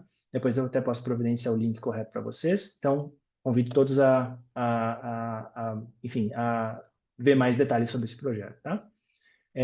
Bom, eu concluo dizendo que ele é um processo natural, a gente só replica ele de uma forma sistemática, intencional, mensurável, né? E de uma forma que a gente possa verificar e reportar, enfim, e validado por organismos internacionais de forma independente, tá? E depois agora as minhas colegas elas vão mostrar que esse remineralizador, na verdade, além de remover o carbono, também traz benefícios agronômicos. Então, o que eu quero fechar aqui é que definitivamente a gente tem um potencial enorme a ser explorado no Brasil, né? Desde clima, qualidade de rocha, rocha abundante, agricultura, agricultores parceiros, pedreiras parceiras e agora também, como foi apresentado, a regulação, né? Tanto da matéria-prima que a gente usa, quanto do mercado também, que está sendo regulamentado agora no mercado de carbono. Tá? Obrigado, e eu fico à disposição para pergunta, seja sobre o processo, os dados, o mercado de carbono. Obrigado. Muito obrigada, Denis. Foi muito interessante tudo isso, e isso é só para vocês verem, o Denis falou aí por cerca de 10 minutos, só para vocês verem o quanto de detalhes que a gente tem que levar em conta na hora dos cálculos de carbono, que é onde o Denis atua junto com o Matthew também. Então, não é algo simples, muito pelo contrário, a gente tem que levar em conta cada detalhe, seja o trator que entra para espalhar o pó de rocha, as nossas idas ao campo para monitorar o experimento, uma planta que está crescendo e está removendo o nutriente do solo. Então, tudo isso entra nos cálculos, só para vocês terem uma ideia de quão complexo toda essa parte que envolve o carbono. Então, não é algo simples, é algo muito bem monitorado e que vocês, como o Denis falou, podem checar lá no site da Isometric, se vocês tiverem curiosidade. Agora a gente vai para uma parte que também é bem interessante, que fala sobre o outro lado dos remineralizadores. Então, até agora a gente falou um pouco sobre mercado, falou sobre carbono, e agora a gente vai entrar na parte de co-benefícios, que eu acho que é uma parte que gera também muita curiosidade nas pessoas, exatamente porque a gente quer saber o que acontece quando a gente aplica remineralizador, aquele pó de rocha ali no solo, se influencia ou não na produtividade, e uma pergunta que muito gera, que eu acho que a Gabriela vai falar mais da frente, também é se a gente tem problemas em aplicar certas toneladas de pó de rocha. Então, a Maíra vai falar sobre isso agora. Ela é nossa líder de pesquisa e desenvolvimento agronômico, então aproveitem a palestra. Tá? Maíra, fica. Obrigada, Marcela. Obrigada a todos que estão acompanhando o nosso evento hoje, que tiraram um tempinho para ter esse momento com a gente, né? Se você puder passar, Marcela, o próximo slide. Obrigada. Quando a gente fala em benefícios agronômicos com o uso dos remineralizadores, né, a gente poderia que ficar o dia inteiro conversando sobre esse tópico. Como o Frederico muito bem já pontuou, a gente tem diversos desafios na agricultura no Brasil. E eu poderia mencionar os mais diversos benefícios, como a liberação de cálcio, magnésio, potássio, né? A elevação do pH em algumas situações, aumento do V%, liberação do silício, que tem um papel muito interessante e um relacionamento muito interessante em termos químicos, né, com o fósforo no solo, que é também um dos nossos grandes desafios, né, na agricultura tropical. a alta absorção desse elemento nos solos, né? Mas hoje a gente decidiu trazer os dados agronômicos, os principais achados agronômicos, em especial desse projeto que o Denis acabou de comentar, que é o projeto Serra da Mantiqueira, que começou lá em 2023, e logo em seguida o Luiz, né, o Luiz Murbach, vai trazer também esses resultados da perspectiva, né, dele. Então, o que que a gente observou de benefícios agronômicos nesse primeiro e segundo ano, né, de parceria que a gente tem com a Fazenda? Algo muito interessante foi o aumento da produtividade, que no fim das contas é isso que o produtor quer. Ele quer ter o retorno daquilo que ele investiu no sistema. Além, é claro, do aumento da resiliência e dos benefícios ambientais. Essa é uma fatia muito importante da conversa. Então, o que que a gente observou nessa parceria no primeiro ano? Vocês podem ver nessa figura 1 as barras em amarelo e as barras em branco. As barras em branco são a área controle, né, áreas controles, né, que a gente não aplicou o remineralizador, e as barras em amarelo a gente aplicou 10 toneladas por hectare do material do produto, né? Então, para a cana de primeiro e segundo corte, em média, a gente viu um aumento de 5 a 14% na produtividade. Por que essa faixa? Porque é uma fazenda com um tamanho considerável e a gente sabe que existem diferenças entre os talhões, né? No segundo ano, a gente já continua vendo essa tendência de incremento de produtividade. Isso foi uma surpresa muito, muito interessante para a gente também. Na cana de primeiro, segundo e terceiro corte, né? Aumento de produtividade de 6 a 28%. Isso gerou um aumento de mais ou menos 9% no ATR. O ATR é o açúcar total recuperável, como, né, a maioria de vocês já devem saber. E isso gerou, de acordo com os nossos cálculos, um incremento de mais ou menos 11,5 quilos, né, de ATR por tonelada de cana-de-açúcar. Esse resultado a gente avaliou com muito cuidado e tentou, ao máximo, atribuir isso ao uso do remineralizador. Porque é claro que a fazenda faz outros manejos, faz inclusive uso de biológicos, e de posse de todas essas informações, a gente fez todas essas análises de uma forma bastante robusta e otimizada.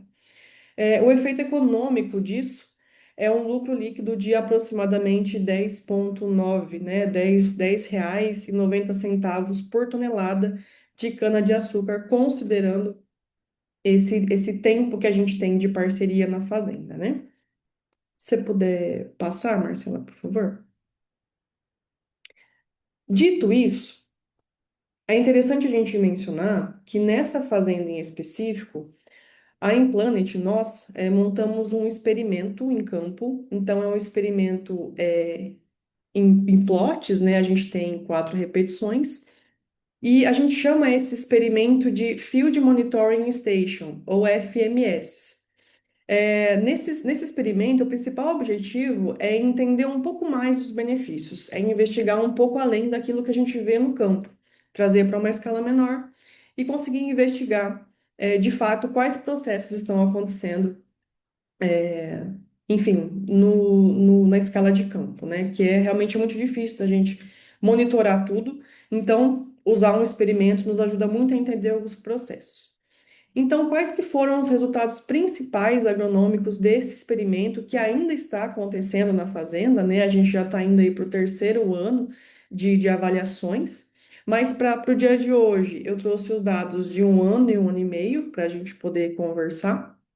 Mas basicamente, quando a gente faz a avaliação do pH do solo, tanto em água, né, quanto em cloreto de cálcio, na camada mais superficial, 0,20, no primeiro ano, a gente viu um aumento de 0,35 unidades de pH. E quando a gente observa, após um ano e meio, a gente vê novamente uma tendência de aumento, nesse caso específico, de 0,24 unidades de pH, o que é muito interessante, mas é claro que a gente tem que interpretar esses resultados com muito cuidado, como o Augusto pontuou muito bem. Esse é um material que ele vai reagindo ao longo do tempo, Então, a nossa intenção, num primeiro momento, não é fazer nenhum tipo de recomendação em termos de substituição, mas sim compreender a velocidade com que essas reações e mudanças estão acontecendo. Isso também gerou para a gente uma grata surpresa de um aumento de aproximadamente 6% no teor de matéria orgânica do solo. A gente tem uma mudança, a gente tem um estímulo biológico que acontece na superfície, e isso é muito bem relatado na literatura. A gente tem trabalhos, literatura inclusive da Embrapa, que mostram esses ganhos, né? E pensando em agricultura tropical, qualquer aumento em termos de matéria orgânica é sempre muito bem-vindo, sempre muito bem visto, né? Em termos de saturação por bases, a gente também observa aí no quarto gráfico, né, no canto direito abaixo, né, a gente também vê uma tendência de aumento na saturação por bases no experimento. Então, nas barrinhas roxas, né, a gente tem o nosso tratamento controle, e nas barrinhas em verde é o tratamento que recebeu 10 toneladas por hectare, né, do material do pó de rocha. Então, a gente sai de uma saturação por base de 48% a 49%, e em 12, 18 meses, esse valor aumenta para 55%, 56%, dependendo da repetição, mas em média é esse valor, próximo do ideal de 60% que a gente usa para o cultivo de cana-de-açúcar, certo? Então, a gente teve essa surpresa muito, muito interessante, a gente continua as avaliações, e quem sabe num próximo evento a gente consegue trazer ainda mais desses achados. Pode passar, por favor, o próximo slide. Outro ponto muito, muito interessante, e eu gostaria de mencionar que não apenas para o projeto Serra da Mantiqueira, mas para outros projetos, inclusive em outras regiões do Brasil. Hoje a Implanet atua não apenas aqui no Sudeste, mas também no Centro-Oeste, na região Sul, e começando alguns projetos no Norte também, né? Mas o que 90% eu diria que esses experimentos têm em comum, avaliando, né, a parte mais dos benefícios agronômicos e de fertilidade, é a questão do aumento da disponibilidade do fósforo para absorção pelas plantas, né? Aqui em específico, no projeto Serra da Mantiqueira, nesse gráfico aqui, vocês podem observar que a gente teve um aumento, né, uma tendência de aumento muito interessante no fósforo extraído via MLX1, na camada mais superficial do solo, tanto em 12 meses quanto aos 18 meses, né, um ano e meio. Lembrando que esse resultado é da estação que a gente está monitorando, né? E também a gente teve um aumento muito interessante aqui do fósforo resina também, que é a resina, vocês sabem muito bem, é o extrator utilizado mais próximo possível daquilo que a planta, né, faz, utiliza-se ali em termos de absorção, é o que a gente tem de maior correlação com a produtividade e a absorção pelas plantas do fósforo. Então, para a gente colocar números nisso, né, o que a gente observou? Um aumento de mais ou menos 61% em um ano e 85% após um ano e meio, em termos de fósforo extraído via MLX1. E quando a gente olha para o fósforo resina, a gente observa mais ou menos essa mesma faixa. Eu acho que a gente não. Eu posso até depois arrumar esse slide, eu acho que o valor deve ter saído, mas é mais ou menos em torno disso, em torno de 60% a 90% de aumento que a gente observa no fósforo resina. Quando a gente considera o fósforo via MLX1 para fazer algumas contas, assim, bem rápidas, a gente observa que o equivalente disso em termos de fertilizante fosfatado seria de 35 a 48 quilos de P2O5 por hectare, nessas condições experimentais, representando um potencial de economia nos custos, né, de fertilizantes fosfatados entre 241 a 327 reais por hectare, né?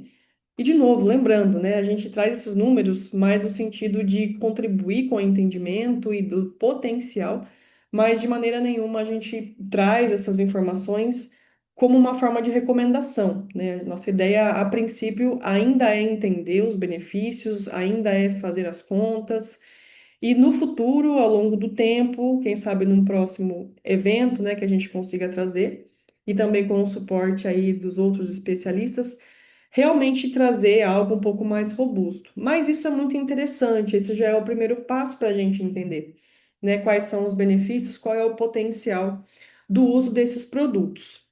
É, a minha fala eu termino basicamente aqui. Gostaria muito de deixar aberto para as perguntas. Eu vi que algumas perguntas aqui já chegaram, né? Vou tentar respondê-las com muito prazer para vocês, né? Mas esse é um trabalho que eu pude acompanhar desde o início, então estar aqui hoje trazendo esses resultados, compartilhando com a nossa audiência, realmente é algo que me deixa muito animada e tenho certeza que essa troca é muito importante, não só para a gente do time da ciência da Implant, né, mas também para todo mundo que está envolvido no setor e que tem interesse em entender e compreender mais sobre o uso dos remineralizadores. E agora eu passo a palavra para a Marcela. Obrigada, pessoal, e tenham um bom evento. Obrigada, Maíra. Tenho certeza que as pessoas acharam isso muito interessante. É só um pouquinho dos nossos resultados, a gente tem muito mais com outras culturas também, que a Maíra pode falar melhor para vocês. Se vocês quiserem bater um papo com ela, é só mandar um e-mail para ela é bem acessível. E vi também que já tem perguntas sobre dose, a gente pode responder isso no final, a gente utiliza diversas doses, então a gente tem teste com um pouquinho de cada coisa. Agora a gente vai para penúltimo tópico. Então, a gente vai agora mais para a parte operacional.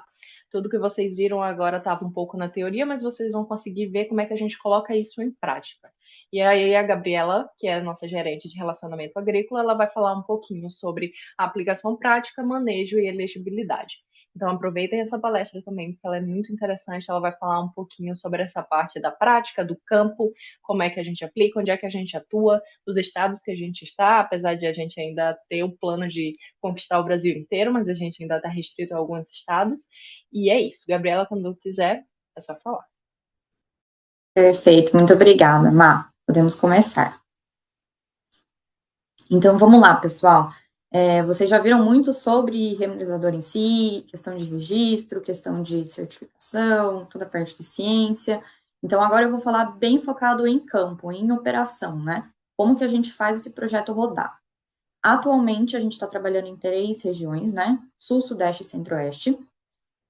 A nossa meta realmente é conquistar o Brasil todo, mas a gente ainda tem uma limitação, que é a questão das mineradoras, né? As pedreiras parceiras nossas.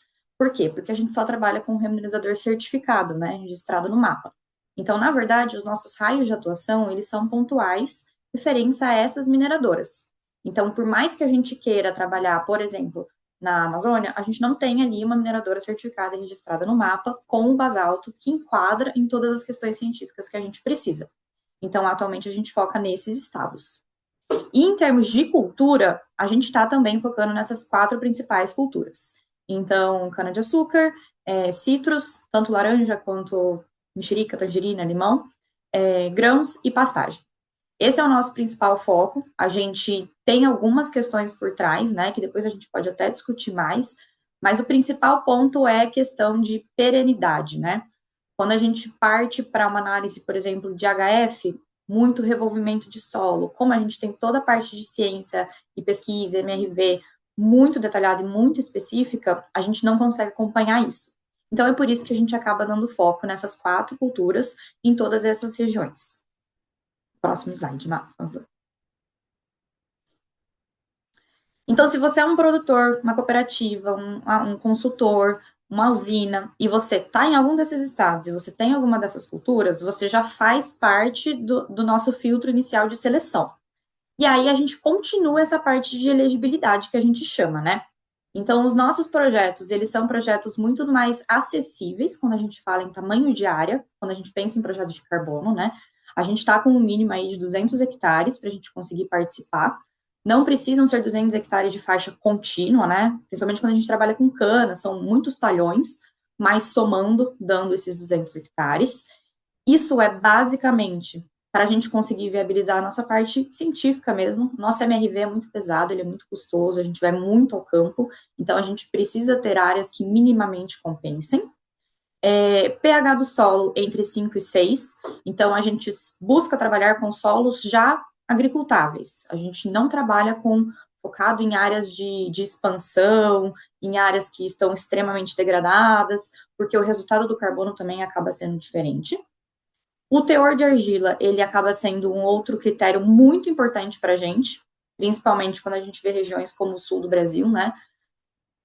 Resumindo, quanto menos argila, melhor para a gente. Por quê? A gente vai conseguir medir muito melhor e os resultados vão ser muito mais expressivos, né? Quem trabalha no campo sabe que você trabalhar com um solo de 60% de argila e esperar um resultado absurdo, muito mais difícil do que um solo com 5% de argila. Então, esse é o ponto ideal para a gente, tanto de MRV quanto agronômico. Então, a gente entra nesses solos principais classificados, né? O carbono orgânico total do solo tem que ser inferior a 3%. No Brasil, a gente não costuma ter esse problema acaba sendo mais em outros países. E o último ponto principal é a distância da mineradora, de 100 quilômetros. Porque eu até vi uma pergunta aí, o Denis pode até comentar também depois, um dos grandes fatores de perda durante esse processo é exatamente o frete, é o transporte desse material, porque os caminhões ainda são a diesel na grande parte, né, a gente já está indo para outra linha também, mas a gente perde muito carbono durante esse processo. Então, quanto mais perto da pedreira, mais viável é o projeto e mais benéfico é esse resultado. Então, a gente tem que fazer essa análise, a gente tem basicamente uma receita de bolo, mas que acaba sendo personalizada para cada um, e a gente faz essa análise multifatorial. A gente também vai fazer análise documental, de matrícula, de cadeia de posse da propriedade, de área de desmatamento, tudo isso a gente faz, a gente tem um time de compliance aqui interno, um time de GIS, e se você ficou interessado, a gente tem aqui um QR Code até na tela, se vocês quiserem apontar, para a gente conversar um pouco mais, né, porque é uma conversa que normalmente demora umas 2 horas para a gente explicar todo o processo, tirar todas as dúvidas, aqui a gente só está batendo um pouco mais rápido para vocês terem a ideia, então fica aí à disposição o QR Code. Pode passar, Má, por favor. E como que funcionam os nossos projetos, né? Então, considerando que a gente tem um produtor, uma área, numa dessas regiões que a gente comentou, com uma dessas culturas e com esses teores mínimos de elegibilidade que a gente comentou. O nosso projeto sempre começa com uma apresentação inicial e a gente faz coleta de dados primários. Então, apesar dele poder estar dentro de todo esse checklist, a gente ainda assim vai fazer uma análise, a gente ainda assim pode encontrar questões que não qualificam ele. Depois, a gente faz uma proposta personalizada, porque na Implanet a gente trabalha na base de parceria, então, na verdade, a gente não é uma empresa que vende remineralizador, a gente não vende nada para o produtor, a gente precisa da área para gerar carbono, e em troca a gente fornece esse material. Então, a gente sempre monta uma balancinha para ele entender o tamanho da operação, questão de máquina, questão de tempo de projeto mesmo. Aí a gente parte para a assinatura do contrato, nada aqui é no fio do bigode, mercado de carbono, apesar do Brasil não ser regulado, a gente segue ele na maior risca, porque a gente trabalha com o mercado internacional, então tudo fica escrito. Aí a gente pode começar, faz as análises de solo, de baseline, que a gente chama, né? Faz a parte de aplicação e depois a gente se compromete e se responsabiliza por fazer todo o monitoramento contínuo dessa área, que é parte do que a Má estava explicando agora em termos de resultado. Cada propriedade vai ter um resultado e um acompanhamento durante o tempo do nosso projeto. Pode passar, por favor. E sobre o contrato em si, né, e também o projeto, né, são parcerias de longo prazo. Por quê? Tudo que o Carlos e o Frederico já falaram, a gente não trabalha na linha de fertilizante solúvel, a gente tem que mudar um pouco a nossa cabeça, a gente entra na parte de agricultura regenerativa, regenerar o solo, reconstruir, né, então a gente trabalha num período aí de no mínimo 5 anos dentro dessa área, sendo que o ano 1 é a aplicação desse remineralizador. As dosagens acabam variando um pouco, então é aquela receita de bolo personalizada, mas são dosagens consideravelmente elevadas quando a gente pensa no agro, onde a mais elevada que a gente vê o pessoal fazendo, às vezes é um composto que joga 8, 7 toneladas, então o resto a gente tem umas dosagens inferiores, e os outros anos são estudo e monitoramento. Os nossos contratos, eles são de parceria por adesão agrícola, então ele é basicamente como se fosse a mesma linha de um contrato de arrendamento, que também é de parceria agrícola, mas ele é por adesão. Então, o produtor ele pode aderir ou não, dado todo aquele contexto. E a geração dos créditos, acho que também teve uma dúvida aí que eu acabei lendo por cima, a gente brinca, eu não sou especialista, né, mas a gente brinca que ela é vinculada à aplicação do remineralizador. Então, você tendo a aplicação do remineralizador no ano 1, A gente espera que no final do ano 2, no máximo do começo do ano 3, dando tudo certo, a gente tenha essa geração desses créditos. Então, também, quando a gente pensa em outros projetos de carbono, a nossa geração ela é mais rápida. Ela vem com um retorno mais facilitado do que quando a gente pensa em projetos até de carbono orgânico do solo ou reflorestamento, que tem um período maior. Podem passar, por favor. E considerando tudo isso, eu sei que muita gente vai ter dúvida, né? O que a gente mais tem é dúvida de, nossa, como é que eu vou aplicar isso? Como que é feito esse operacional? Muito produtor tendo interesse, mas pensando que ele precisa ter um caminhão. Então, eu trouxe aqui para vocês 4 vídeos, cada um de uma cultura nossa que a gente tem, para vocês verem que, independente da região, da cultura, o maquinário, ele serve, ele funciona. A gente tem maquinários diferentes acontecendo em todas as fazendas. Então, o primeiro era citros, o segundo é uma área de pasto, esse terceiro é uma área de cana, que inclusive é do seu Luiz, que vai vir falar depois de mim.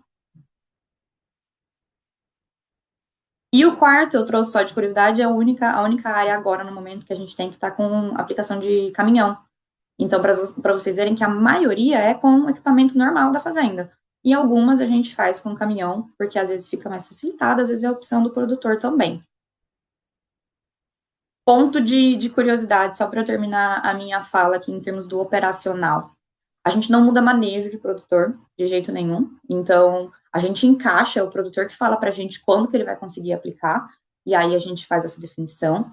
A gente não tem problemas com relação à dosagem, porque a gente usa basalto. Basalto é a rocha mais segura que a gente tem, é a mais estável, é a mais benéfica para o solo.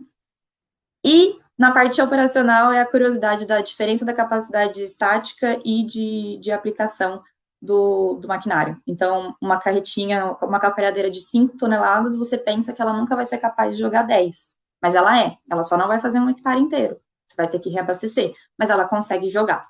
Então, tudo isso a gente está aprendendo também dentro do projeto com os nossos produtores. E minha fala era isso, qualquer dúvida, vocês fiquem à disposição, né? Eu estou à disposição aqui no chat ou depois, porque é um tópico que normalmente envolve bastante discussão e bastante detalhe. Então, eu estou aqui para ajudar todo mundo a entender um pouco melhor o nosso projeto. Obrigada. Obrigada, Gabi. Era isso sobre a parte operacional. Na verdade, é só um resumo de tudo isso, como ela falou, isso levam horas para explicar direitinho como é que tudo funciona. E vocês devem ter visto, são muitos detalhes, e exatamente esses detalhes acontecem para não ter erros, porque cada erro pode inviabilizar um projeto no final e não ter esses créditos, que é o nosso principal objetivo. Então, por isso que a gente leva tudo tão a sério e, enfim, tudo que a gente faz é assim, cheio de detalhes. Mas vamos agora para o nosso, que vai ser o depoimento, um breve depoimento do Luiz Mubarak, que é o gerente da Fazenda São José, que, como a Maíra falou, foi o primeiro projeto certificado, que é a Serra da Mantiqueira. Então, se vocês têm informações públicas lá, e ele vai falar um pouquinho sobre isso.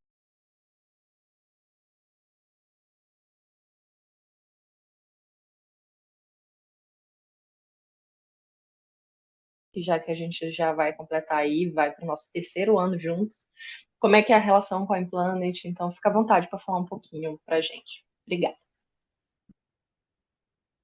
Então, gente, abriu? Começamos, né, com várias dúvidas, né, porque aqui a gente aplicava calcário, gesso agrícola, vamos falar de 500 quilos por hectare, até 1 tonelada, 2 toneladas de calcário, né? Aí veio a proposta da Implanet, e com o intuito de aplicar 10 toneladas. Então, ficamos meio assustados no começo e tal, né?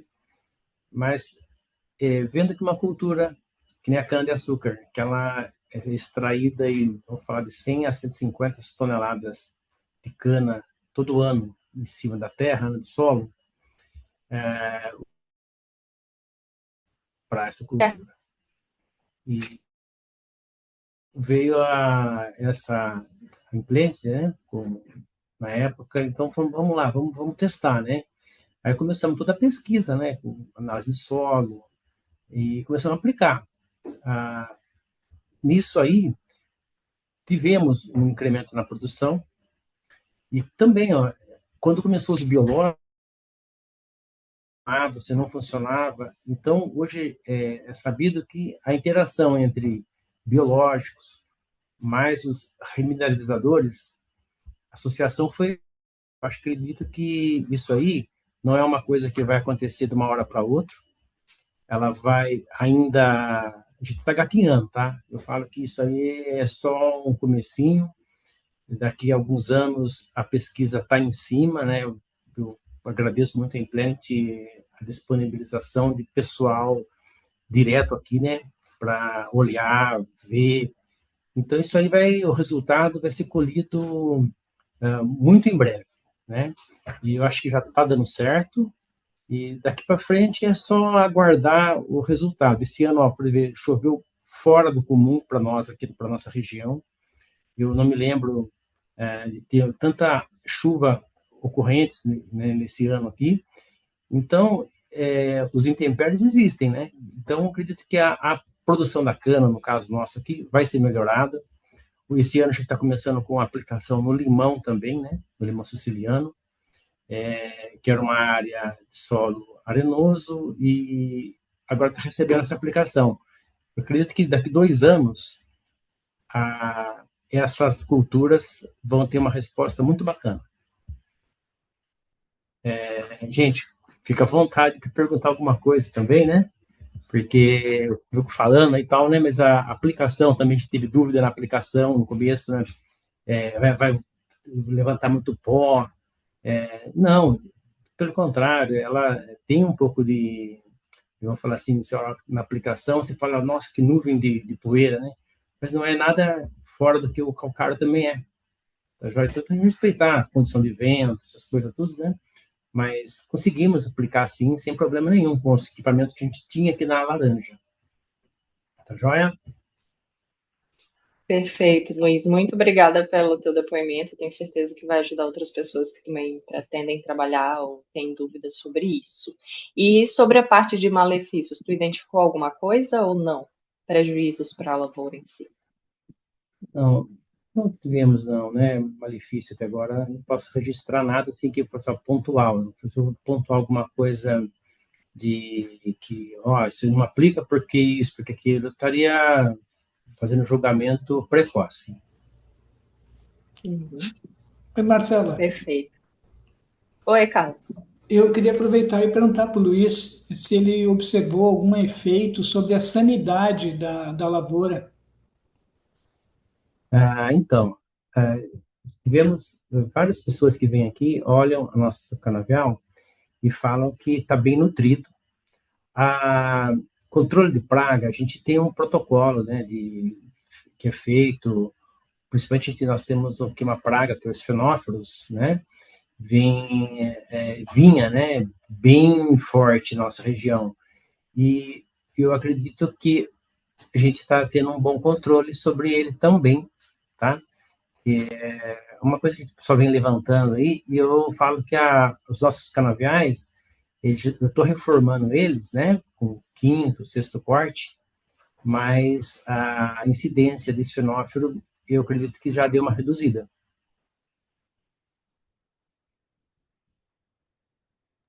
Obrigado.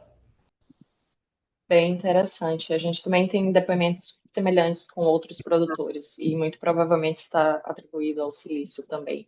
Está presente no Não só as podcast fenófilos, né? aqui.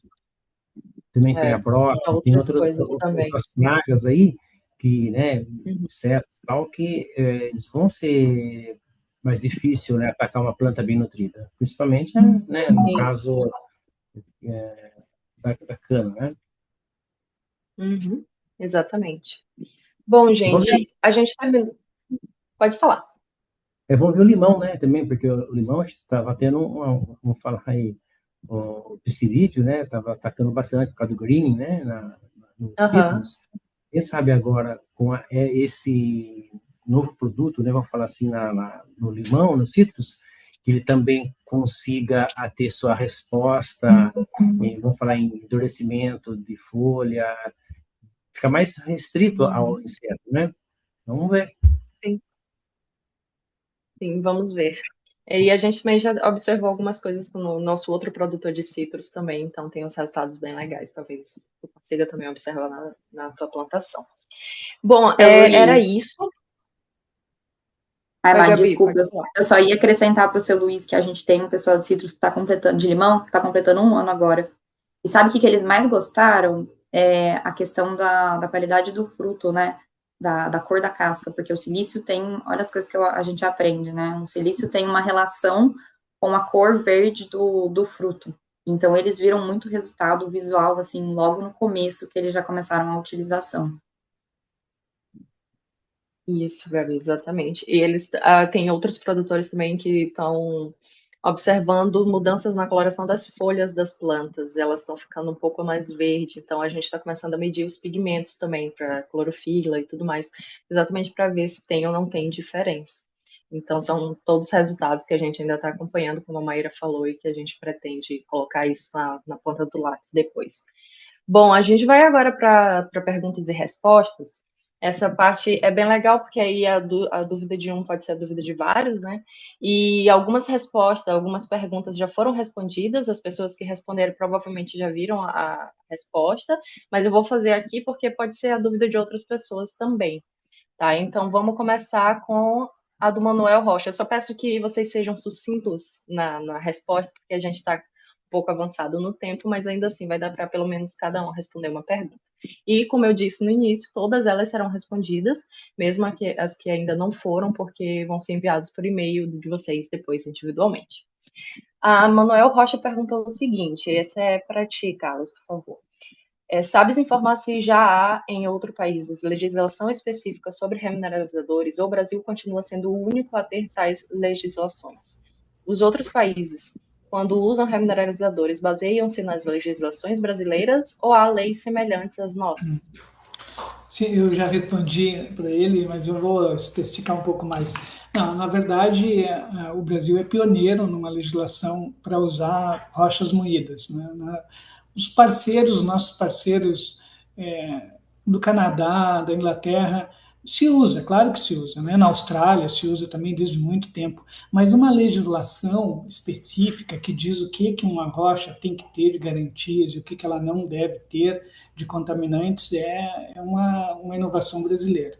É claro que a gente, quando conversa com outros colegas, pesquisadores de outros países, não há assim, há uma ideia de que se possa avançar para ter uma legislação específica, mas que isso poderia engessar. Ou seja, o Brasil ele foi pioneiro, talvez por ser dos únicos desses países que eu relatei, está nos trópicos, e isso é importante para a gente. E é importante a gente ter uma legislação para separar realmente os pós de rocha. Eu sou um que tenho adotado realmente um rigor crítico. Eu não chamo mais pó de rocha. Um produto que é usado na agricultura, ele tem uma legislação, ele está registrado. Então, a gente tem que fazer valer esse pioneirismo e essa visão crítica do que vai ser usado na agricultura. Sei que tem vários colegas aqui também que comentaram sobre agregados para construção civil, material secundário. Não, nós não estamos falando disso. Nós estamos falando de um produto que está sendo usado para produzir alimentos. E ele tem que ser rigoroso, ele tem que obedecer à legislação, e nesse sentido, sim, nós somos pioneiros no mundo. Ninguém vai usar algo que não tenha uma segurança para produzir alimentos, que não tenha eficiência agronômica, porque não adianta só atender à legislação e não ter eficiência agronômica. Eu acho que assim, gostei muito do que a Maíra mostrou. Isso é uma tendência que a gente tem, não é só no basalto.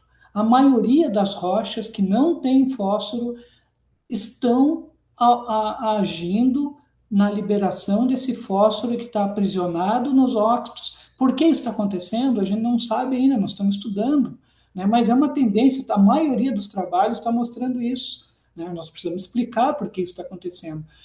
Mas, ou seja, o que nós estamos usando, Marcos, é pioneiro em termos de legislação e de uso de um produto que nós temos em abundância, mas que eu separo muito bem o que é um pó de rocha, que não passou por nada daquela linha do tempo, né, daquelas exigências de avaliação agronômica, e que tampouco está sendo avaliado para eficiência agronômica ou para sequestro de carbono, para qualquer que seja o uso desse produto.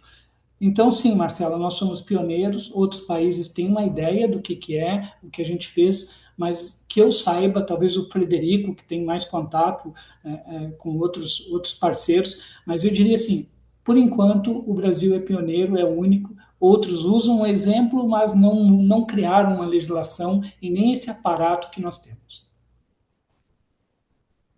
Perfeito, Carlos. Muito obrigada. Muito bem explicado. Frederico, tu gostaria de adicionar alguma coisa? Ou posso passar para a próxima pergunta? Não, está completo. Eu acho que o Carlos respondeu bem aí. Tá. A próxima vai para ti, tá? Por favor. Quanto deveria um produtor de remineralizador pagar de CEFEM? A maioria paga como agregado de construção civil, que é 1%. Rocha potássica e fosfato incide 2%. Então, falando apenas sobre o mapa e se esquecendo do Código Mineral Brasileiro. Tu já respondeu aqui, mas se puder falar, por favor. Nossa pergunta é importante, né? Na verdade, é muita coisa para a gente falar, a gente não tem tempo de falar de tudo. Mas, realmente, como foi comentado aí pelo colega, a gente trabalha aqui, a gente está trabalhando com dois universos, né? E a gente não pode excluir nenhum dos dois, tanto o universo da mineração quanto o universo do Ministério da Agricultura. Então, antes da gente chegar na agricultura, a gente passa pela mineração. E, obviamente, toda parte da mineração tem que estar em consonância com o que rege o Código Mineral Brasileiro.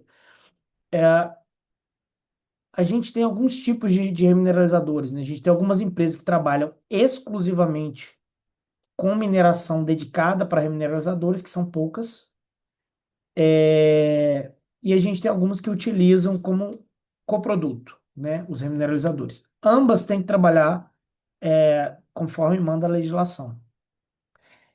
Então, a gente precisa ter a empresa devidamente registrada como mineração, a gente precisa seguir as questões legais da parte de mineração, processo de lavra, responsável técnico pela lavra, enfim, toda essa parte da mineração, planta de beneficiamento, dedicada, enfim. E a parte junto com o Ministério da Agricultura. Quando a gente fala de CEFEM, o que importa é para onde está, qual é a destinação desse produto. Então, se você emite uma nota fiscal e na nota fiscal que precisa ser exigido que saia da forma que você está indo utilizar. Então, não adianta, como o Carlos bem comentou, a gente não pode, a gente tem que evitar o termo pó de rocha, tá? O que a gente está utilizando aqui é remineralizador, é fertilizante natural, tem que dar o nome correto às coisas, né? Por quê? Quando a gente emite uma nota fiscal de remineralizador, você pode cobrar de um produto que está dedicado a uso na agricultura. Se você emite uma nota de pó de rocha ou de agregado, além de você ter toda essa parte de tarifação, impostos ser diferentes, porque é diferente, se você utilizar isso na agricultura, o produtor rural, é por sua conta e risco, depois você não pode reclamar. E quando você emite uma nota fiscal para remineralizador de solo, você cai nessa parte da CEFEM na mesma categoria de fertilizantes, tá? Então, o correto é pagar 2% de CEFEM, porém, por outro lado, você tem alguns outros benefícios fiscais que também são da parte de fertilizante, né? Então, essa parte fiscal da parte de fertilizante também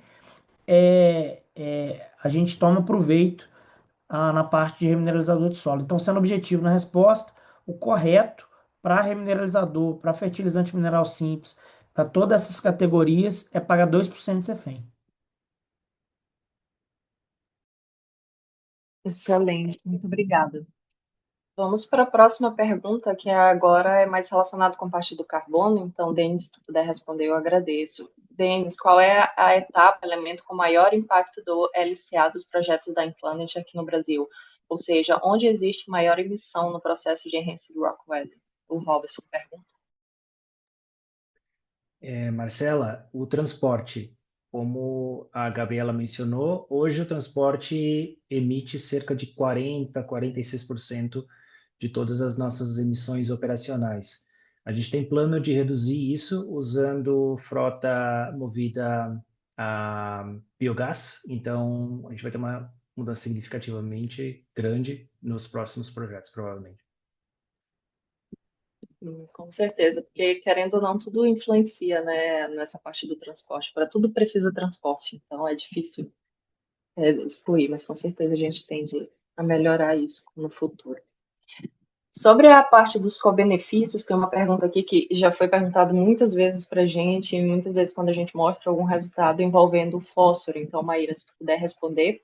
Foi perguntado pelo Antônio, parabéns pela apresentação. Qual a hipótese para explicar o aumento do fósforo disponível se o teor de fósforo no pó de rocha é menos de 1%?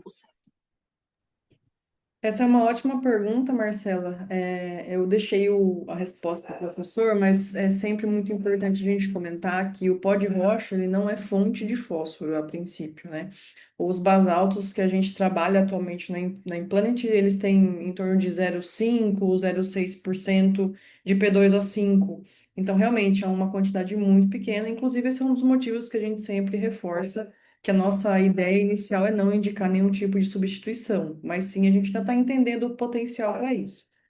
O que acontece é que a gente acredita, e essa é uma hipótese também muito investigada pela Embrapa, a gente tem publicações também em relação a isso, como o próprio Augusto já mencionou, é que existe uma competição do silício, né? O material ele é rico em silício, então esse elemento ele compete pelos mesmos sítios de absorção do fósforo no solo, fazendo com que o fósforo que está ali estocado, né, devido às aplicações anuais que a gente faz na agricultura, ele fica absorvido ali, e o silício ele facilita essa absorção pelas plantas. Essa pode ser uma das principais razões que a gente vê plantas mais verdes, plantas mais bem nutridas no campo. Então, nossa principal hipótese é essa. Atualmente, nós também estamos investigando o papel da microbiota nesse processo. Teve um evento muito interessante 2 semanas atrás em São Paulo sobre matéria orgânica do solo, no qual nós participamos, e a gente vê o quanto a biologia ela é importante nessas relações, né, que a gente vê no solo acontecendo. Então, isso é algo que realmente não está muito claro ainda, em qual é a magnitude desse papel da microbiota, mas nós da Implanet já estamos delineando algumas conversas com parceiros, enfim, para poder trazer mais esclarecimento em quanto a isso. Mas a principal hipótese, de novo, é realmente o papel do silício nessa dinâmica aí do fósforo. Excelente, Maíra. E aproveitando, tem outra pergunta também aqui que eu vou adicionar, porque ela já foi muito feita também, de anônimo, então a pessoa escolheu não colocar o nome, mas perguntando apenas se a gente tem interesse em trabalhar também em áreas degradadas. Olha, essa é uma ótima pergunta. A gente tem, inclusive, já, por exemplo, algumas áreas de pastagem mal manejadas que fazem parte do projeto, né, dos nossos projetos. E acho que nós estamos aí de portas abertas, dependendo da condição da área. Eu acho que o uso do remineralizador, ele tem essa pegada de realmente trazer uma regeneração para o sistema, né? A gente fala muito que é como se estivesse colocando, entre aspas, né, um solo novo em cima de um solo velho. Então, a Implanet está aberta a entender, a trabalhar assim. E como eu mencionei, a gente tem essas pastagens aí que foram mal manejadas ao longo dos anos e a gente já tem visto, sim, alguns ganhos em termos de fertilidade. Eu não trouxe aqui hoje para esse evento específico, mas eu já posso adiantar que a gente viu, sim, aumentos em termos de matéria orgânica, em termos de biomassa, enfim, são resultados que a gente ainda está avaliando. Nossos projetos, esse que é o que a gente está conversando hoje, que é o Serra da Mantiqueira, ele é o mais antigo deles, né? Mas tem projetos completando aí um ano e a gente ainda vai investigar para entender, mas de uma forma bem preliminar, os resultados, os benefícios, eles estão aparecendo sim. E acredito que essas áreas degradadas, elas tragam ainda mais benefícios, pensando, né, em comparação com as áreas realmente de produção agrícola. Excelente, Maíra. Frederico, gostaria de adicionar algo? Marcelo, sim, só em relação à questão do fósforo, inclusive a legislação rege uma coisa, né? Se tem menos de 1% de fósforo, a empresa não pode dar garantia, tá? Alguns macronutrientes abaixo de 1% ela não pode dar garantia. E a gente tem alguns remineralizadores que dão garantia, tá? De fósforo, sim. Não é usual, não são muitos, são bem poucos, na verdade, mas a gente tem alguns remineralizadores que dão garantia: fósforo, potássio, cálcio, magnésio e alguns até de micronutrientes, tá? Mas tudo dentro do que rege a legislação, tá? Mas no geral, realmente, os basaltos, no geral, não tem 1% para compor. Exatamente. Obrigada, Frederico. Agora a gente vai para uma pergunta aqui que também eu até comentei antes da apresentação da Gabriela. Ela falou um pouco sobre isso, respondeu aqui, mas se puder adicionar também sobre as doses que a gente utiliza. Se a gente utiliza doses superiores a 10 toneladas por hectare e por que a gente optou por 10, no caso da Serra do Mantiqueira. Bom, respondi no chat, mas acho sempre legal trazer, né? As nossas doses, a gente faz uma avaliação de vários fatores, né? A gente vê a questão de potencial de remoção de carbono ali, daquela região, a gente vê a questão do solo, né? Quanto que a gente está podendo fazer esse aporte. A gente também vê a questão operacional, então, especificamente do caso da Serra Mantiqueira, né? Foi o primeiro momento, o primeiro contato, né? Foi o primeiro projeto do mundo que trabalhou com RW, com intemperismo acelerado de rochas. Então, uma dosagem superior a essa acabou sendo um entrave inicial bem elevado, né? O seu Luiz mesmo comentou que no começo foi um momento de teste, de aprendizado, então por isso que a gente trabalhou com essa dosagem de 10 toneladas. Mas a gente trabalha, assim, com dosagens superiores, né? A gente tem projetos de 20, de 25, de 30, vai muito do perfil do nosso parceiro e também das outras condições. Legal, Gabriela, muito obrigada pela resposta. Uma última pergunta seria para o Luiz sobre a parceria com a Implanet. Como é que é, se ele recomenda, se é fácil, se é difícil ter pessoas nas suas fazendas e tudo. Então, foi que no começo foi duvidoso, né? Mas depois a gente vai se entendendo, né? Vai vendo qual que é os interesses de ambas as partes, né? Nós queremos aumento de produção, que os nossos solos fiquem mais férteis, né? E a gente está conseguindo isso. E o relacionamento pessoal também, a gente vai pegando confiança, né? Vendo o trabalho que eles têm feito com a gente, de pesquisa principalmente, resultado, transparência, está sempre aqui com a gente, né? Virou praticamente amigos da gente, né? Então, isso aí foi muito saudável. Tá joia? Excelente. Bom, gente, é isso. A gente se aproxima aqui no final. Infelizmente, não deu para mostrar todas as perguntas. Tiveram perguntas super interessantes aqui. Inclusive, Maíra, depois eu acho que, como parte dos resultados agronômicos, dá para fazer um boom de todas elas para a gente mostrar para as pessoas, porque com certeza são dúvidas que outras pessoas também têm.